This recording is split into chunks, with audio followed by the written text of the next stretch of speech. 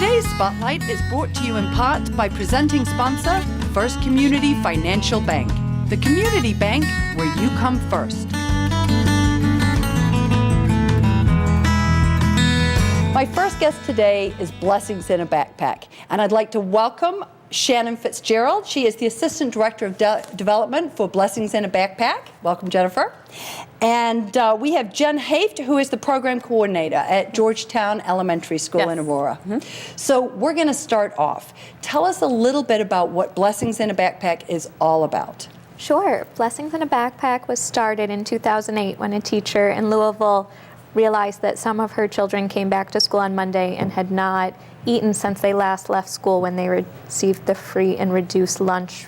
So she recognized there was a need over the weekend for these children to have food at home, since not all of them were able to go home to a household that had food for them over the weekend. So since starting in 2008, Blessings in a Backpack is now feeding 72,000 children nationwide. We have 700 programs in 44 states and the District of Columbia.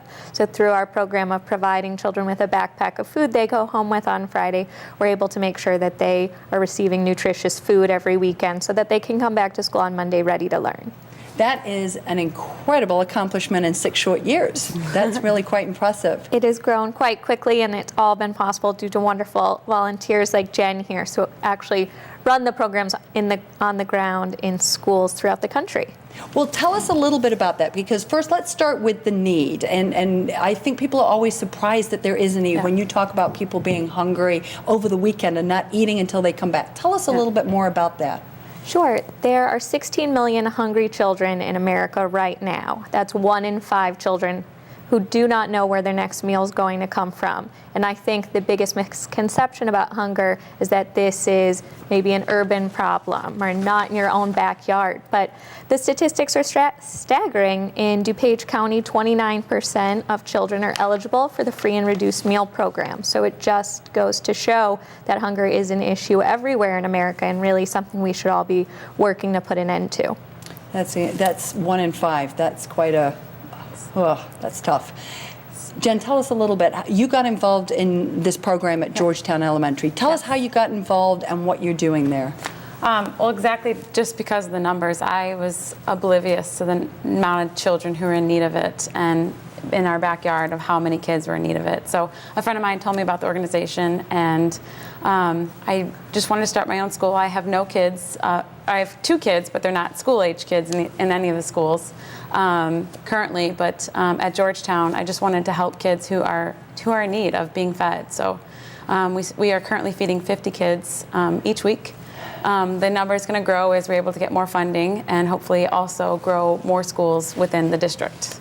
So you have 50 that you're feeding right now, but what you're telling me is there's more than that need it. There's almost 300 in the school who need it. Wow.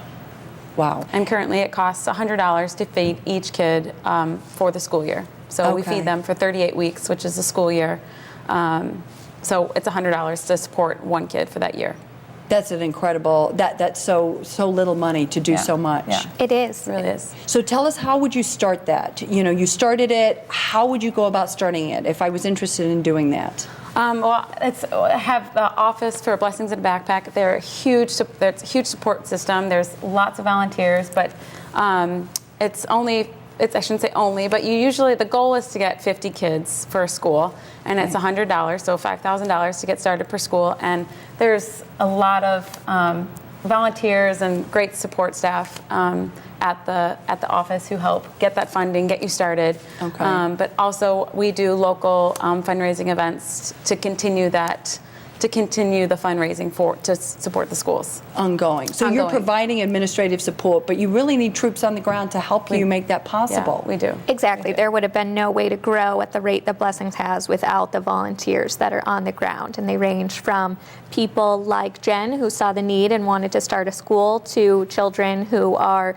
doing a service project and see the need in their area. We have a lot of schools that partner with another school that needs more help, so that the kids at one school pack for another. And I think that's really so wonderful to see that, other children can see that the children right in their community don't have what they have, and that they can give back and be a part of that. So there's really so many options on how to establish a program and keep it going. It's really wonderful to see all of the different setups of programs that exist. As said, we have 700 and everyone is different and unique. That's great. And I think you touched on a really interesting point as far as the empathy component. It's not just that I'm coming in and I'm packing for another child. I'm understanding that that child is sitting at the desk next to me. That's quite something. Tell me the kinds of things that go in the backpack. There's a variety of things. Each month the menu tends to change, but we usually have granola bars, soups, chicken, like canned chicken. What else is in there? There's juice boxes. Applesauce, raisins. We try to provide a fruit or vegetable, as well as other things to get through the weekend. And I think what's most shocking is to hear in so many letters and contact we get from the recipients of this bag that this food really can go towards feeding the whole family over the weekend, and how impactful it is for their family. I mean, obviously the children are our focus, but a lot of the families are making it stretch if they get 2-3 bags from the children they have in a school to feed their family over the weekend, because they just don't have the means to provide. They need to put that money towards utilities or their car to get to their jobs. So it's really amazing to see how it can go from beyond the child to helping entire families. Yeah. I think the other thing that's interesting, and when you talk about your name, Blessings in a Backpack, it's not just solving the hunger issue, but it's really ensuring that when those children come back into school, they're ready to learn. It's very hard to learn if you're hungry, right? Attendance has gone up since children have been fed through these backpacks. Behavioral changes. There's been a lot. There's a lot of advantages to this program, and not just besides just getting foods in their stomach.